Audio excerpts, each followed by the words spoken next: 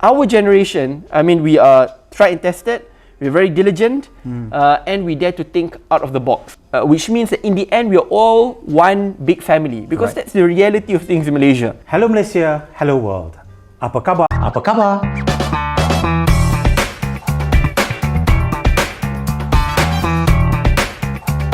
Welcome to another program of our ECM Talk with topic, Are our youth ready to take on the world? I'm your host, Raja Shahrul. Now that we are well past the new millennium, society has begun to recognize the serious concerns with issues about youth have to deal with today. Some issues have always been there but are now coming to the eyes of the public to find solutions. Other issues are a new trend as society begins to adapt to a faster pace of life. Some of the top issues still facing youth today includes single-parent households, drug and alcohol abuse, growing up too fast, violence in schools, materialism, obesity, education disparity, shifting economy, poverty, erosion of national pride and identity, and the list goes on. Talking about youth, our special guest for today is none other than SYED SADDIQ Abdul Rahman, the former Youth and Sports Minister of Malaysia and a current Member of Parliament of Muar, and not forgetting the co-founder of MUDA. YB, welcome to ECM Talk. Apa khabar? Khabar baik. Thank you very much for having me. Thank you. Please allow me to begin with my first question to you relating to this topic. What does it mean to empower someone, in this context, the youth, and why is it important? Yeah, I'm very passionate about youth empowerment, not just because of my age, because the youth should not just be treated as future leaders, but should also be portrayed as leaders of today. This is the generation which will inherit our beloved country, the ones which will inherit whether a good or bad country. And what we do today will determine our future as a collective. So let's say, for an example, if we are able to deal with education disparity, we're able to deal with joblessness, we're able to deal with the quality of living, cost of living well, then it will be the young generation who will benefit the most, because they have a very long lifespan. However, if we're not able to deal with climate change, education disparity increases, economic disparity increases, the one who will feel the pain the most are none other than young people in Malaysia. So I feel very passionate about youth empowerment. It's because first, we must all acknowledge that young people are not just leaders of tomorrow, but leaders of today. But also, this is the generation which will inherit our beloved country. So we owe a duty to help them up, to build up this generation, because the success of a nation can be seen as to how we treat young people of today. If they are trained well, they are well educated, then very likely the nation will skyrocket. However, if we don't invest enough in them, that's when our nation will slide back. That's what when they say you have to start them young. Yes, that's how it is. And then there was one article you mentioned, YB, something about age is just numbers. What is that all about? I'm getting quite excited about that when you say age is all numbers. You know? Maybe you can elaborate on that. I always believe that age is just a state of mind. You can have a young person, but with an old mindset. What does that mean? It means that person doesn't dare to think out of the box, doesn't think creatively and critically. This is a person who may still practice the old way of thinking or of doing business. However, you can also have a very old person who's very dynamic, critical thinking, the one who's ready to embrace change, ready to take in diverse leadership. So really it's about, to me, age shouldn't be the determinant of success. So you can have an old person who's very dynamic, and at the same time you can have a young person who's very fragile and close-minded, vice versa. So what you're saying is they need to complement one another. Exactly. It's a complementary role. You can have a young person who can succeed at a really young age if he's able to think in a new way. You can also have an old person to excel despite the fact that he's really old. So it's a complementary relationship. We need to work with one another, because that's the beauty of Malaysia. That diversity is not just about race, religion. Age is also a factor of diversity which should be taken into account. Right. Well, I'm very comfortable with that now. Okay. Okay. My next question. It's always young at heart. Young at heart. Yes. My next question, YB, is our younger generation's mentality or mindset, maturity, or even daring enough to adapt to the current challenges of living? Yeah, I believe our young generation is ready. Reason why I say this is because we are confronted with new challenges every day. Okay. Whether it's challenges of COVID, economic disparity, education disparity, wage stagnancy, which has been there for the past 20 years if you factor in the rate of inflation in Malaysia. Exactly. Yeah. So really, we are encountering new problems every day, and if we don't adapt to current patterns, trends, we will most likely slide behind. So we cannot afford to be complacent. We cannot afford to live in our own comfort bubble. So because of that challenging environment, I think it creates a new opportunity, an opportunity for our generation to be tried and tested.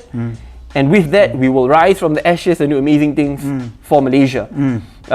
So to answer your question, I believe the young generation in Malaysia is ready. They've been tried and tested. And the point in which we keep on pushing the barriers and the glass ceilings, I believe we can do amazing things for Malaysia. So you don't consider our youth to be too sheltered? Yeah, so I mean, I've heard this many times, especially from the older leaders. And I take it with a... Whenever they say, alah, SYED anak muda ni, they're very pampered. Very pampered, mollycoddle all the time, they're lazy, they always want to play their video games. I mean, whenever they say, I take that criticism. However, the best way to dispel that myth or to disprove them is through our own success. Through our own hard work, diligence, because that's when we change hearts and minds of people. So just look, the vast majority of young people, when facing COVID, they think so innovatively and creatively. They set up their own e-commerce platform. They start up their own small businesses.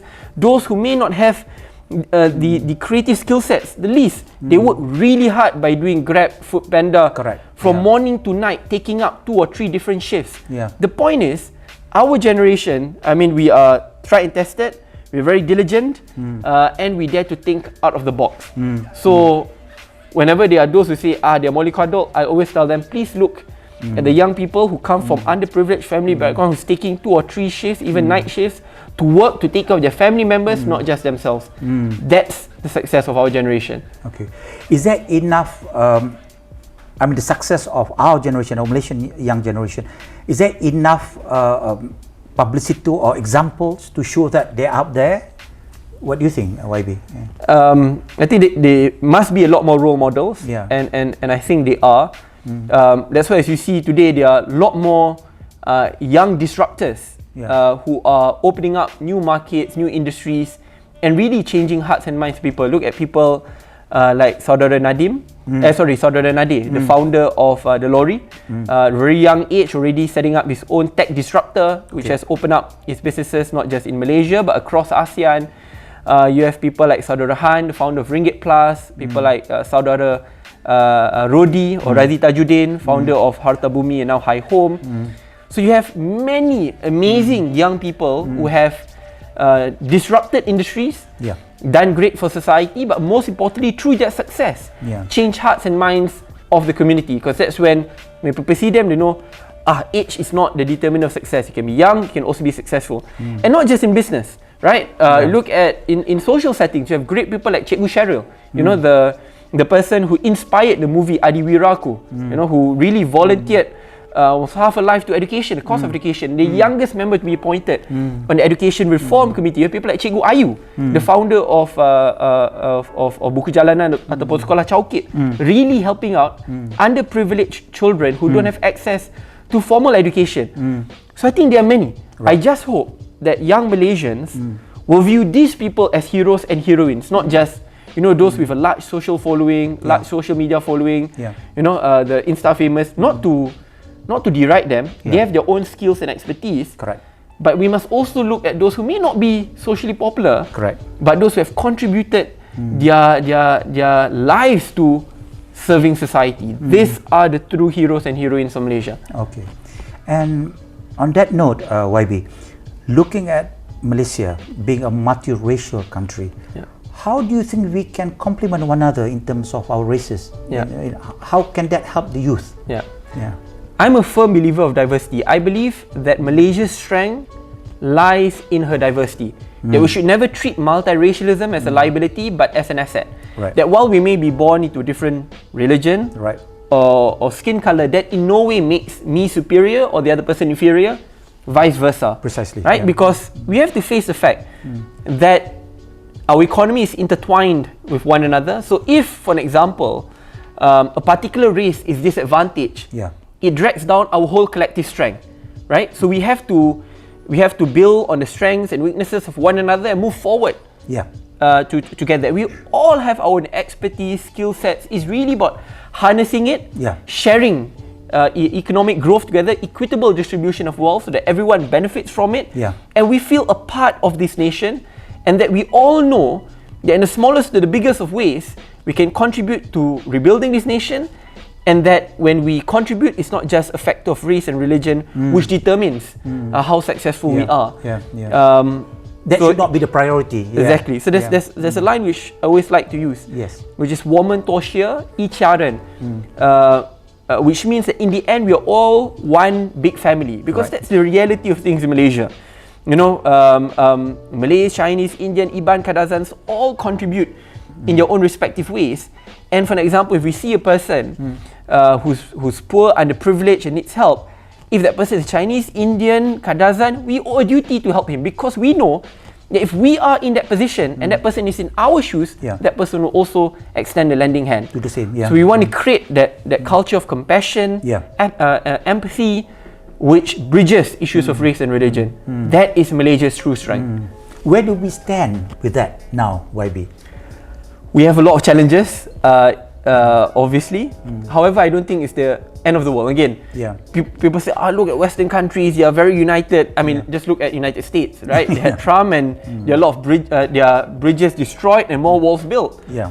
So every country will have their own sets of problems. Right? Malaysia being a salad bowl, which it is, you know, everything's inside. We don't adapt assimilation, but more of integration. We respect your cultures as long as you respect ours. Precisely. So there will be its own sets of challenges, but as long because it's perfectly person, I can be a proud Muslim, a proud Malay. It's not wrong. But as long as you also put Malaysia's diversity at the top, you know, you always see that diversity as a strength. So I think while there will be challenges, and there have been challenges which we have dealt with, I think it will only make Malaysia stronger. Right. My next question, YB. What will be some of the challenges facing by youth in Malaysia today? Many. As I mentioned, we are a generation which face many challenges, not just, you know, constantly being viewed as a generation which is pampered, weak, subpar, suboptimal. So to deal with that perceptional barrier, which I believe we can, but more structural problems which I believe we face, one which I feel very strongly about, it's not just about joblessness, but it's about underemployment, not just unemployment. So if you look at the rate of employment unemployment in Malaysia, it's not that bad. Like even in the developed countries where youth unemployment can go up to 20%, right? So in Malaysia, youth unemployment is about 10%. National unemployment is about 3.2%. This was last year before COVID. Correct. However, when you look deeper, the problem is not with joblessness. The problem is income, stagnancy of income. For the past 20 years, look at the study done by Khazanah and also Bank Negara. For the past 20 years, there have been wage stagnancy. A person's income has stagnated. And not just that, a person who graduates from university with a master's or a degree will end up doing a job which doesn't fit his or her academic level or background, right? So, and that's a very big issue because their wages are impacted. They spend years, if not at times even 7 to 8 years studying universities, but in the end they enter the informal economy, which again have very low wages. I think that's one of the biggest challenges which young people will face, because it ties back together with low wages and underemployment. It leads to unhappiness. It makes it harder for young people to buy affordable housing. It makes it harder for young people to fulfill their genuine pursuit of happiness. It all ties in together. Correct. So I think we have to deal with that. If I'm to talk about how to deal with it, it becomes a whole economic lecture. But in a way, we have to face that this is the biggest challenge which young people will face. It means really structurally dealing with how Malaysian economy is structured, really dealing with low wages job by transitioning to more tech industries and tech heavy jobs. That means less reliant on low skilled and cheap foreign labor. Now all this, it means about increasing minimum wage. It means about really focusing on or pivoting to TVET, technical vocational education. Correct. So all of this will be tied in together. But if you ask me to pick one big problem which young people face today, it's underemployment, because it links back to affordable housing, quality of living. Precisely. Everything ties back together. It's a continuous reaction, It's one after the other. It's affecting them. Exactly. But is the other side noticing this, or are they taking note of this? What the youth is going through, or the new graduates? I mean, one way or another, we must, because if you don't notice it, then our country will slide behind. Precisely. Right? I mean, what worries me is that that our economy is getting more uncompetitive. That a lot of strategic investments are going to neighboring countries like Indonesia, Philippines, Vietnam. You know, for the past 5 years, there've been studies done to show that while ASEAN has been a magnet of foreign direct investments, especially when US and China are at loggerheads, but Malaysia receives only about 5% of the total FDI in ASEAN, while countries like Vietnam and Indonesia are really skyrocketing forward. So, I mean, if we don't realize that there's a systemic problem, then we will be in deep trouble. Malaysia has a lot of hidden and untapped potential. I think the point in which we really tap on that potential, we can do exceptional things. Right. Okay, my last question, YB. I hope, Now, perhaps YB, you can share with us your vision or hopes related to the youth empowerment in our country. Firstly, I hope that young people will not be treated as subpar, weaker, as those who are much older with experience. Obviously, with experience comes a lot of benefits. But being young should not be treated as a liability. We need to deal with that perceptional barrier. You know, that this person may not have the level of experience as those who are much older, but he dares to think out of the box. He's very innovative. He's very diligent. You know, because young people today know that they're not on an equal footing. You know, they don't have the experience, they don't have that networking, they don't have that financial capital like those who are much older. So when we know that we are at that great disadvantage, we need to make it up with our enthusiasm, passion, idealism, you know, our creative thinking and mindsets. Only then can we become a generation of disruptors. If not, we'll just become subservient, follow, and not be able to pioneer new industries. But the beauty of the 21st century, the beauty of many different tech revolutions, is that it really opened up the field to greater and fair competition. How can you have the generations of Mark Zuckerbergs, or in Malaysia you have people like Nadir and many others who have disrupted their own industries, and in a short time span overtaken businesses which have been there for 5 decades. How they do it is because they really dare to think out of the box. They utilize on tech, and that's one of the comparative advantage which young people have. So I think really to deal with that, so that we can really strive and move forward. The second part, which I also believe is very important, is about getting young people and youth representation in every single layer of decision making. Problem with us is that we still think decision making means only politics. No, really, it means in corporate boards, it means in government-linked companies, it means in agencies, private sector. It also means in social enterprises, in NGOs, so that whenever there's a crucial decision which is to be made, there is a young person or young people sitting at that decision-making table together. Yes. So as I mentioned, diversity. You know, now when we talk about corporate boards, we talk about having more women, having more people from racial, religious minorities. Fair. Diversity is not just about that. It's also about having people of different age categories. That's why you look at Starbucks. They can have a young board member at the age of 33 years old. And a lot of the Forbes 100 companies, biggest companies, are already taking in age or youthfulness as a factor of diversity. Right. That's why a lot of them are appointing young people on corporate boards of multi-billion-dollar industries. Correct. It's not because they're young, that's why we have to include them. Because these are people who dare to think out of the box. Sheryl Sandberg, how she disrupted Facebook, right, at a very young age. Yeah. So everyone have a role to play and have a unique mindset and angle which maybe other people may not think of. Right. So including them in the decision-making table, whether it's in politics, social economy, we must have young people. I think that will lead to genuine youth empowerment because it changes hearts and minds of people, even those of the older generation, when they see, hey, having this young person work with me is a great asset, not a liability. To me, that's when young people will succeed. Malaysian youth, as we have heard from YB himself, can empower and drive the nation to greater heights. There is no stopping them now. Once again, YB SYED SADDIQ, Syed Abdul Rahman, thank you for giving your precious time and sharing a topic that has always been close to your hearts. We look forward to see more of you in our coming segments. Thank you. I'm Thank sure you very much. you will No problem. come Whenever. again when we invite you. No as and when problem. you're free, sir. Yeah? No problem. Thank you. Yes. Please don't forget to like, share and subscribe to Edu Channel Malaysia. My non-parting words. Kindly have your mask and sanitizer with you at all times. Take care and stay safe always. Jumpa lagi.